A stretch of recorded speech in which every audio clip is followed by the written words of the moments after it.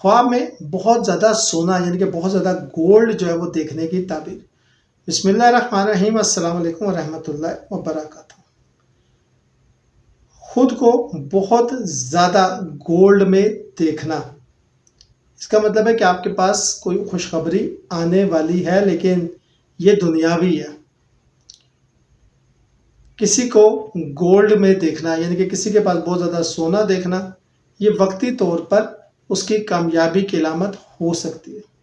حضرت ابن سیرین فرماتے ہیں کہ زیادہ سونا جو ہے وہ دین سے دوری یا دنیا میں مشغول رہنے کی علامت ہو سکتی ہے۔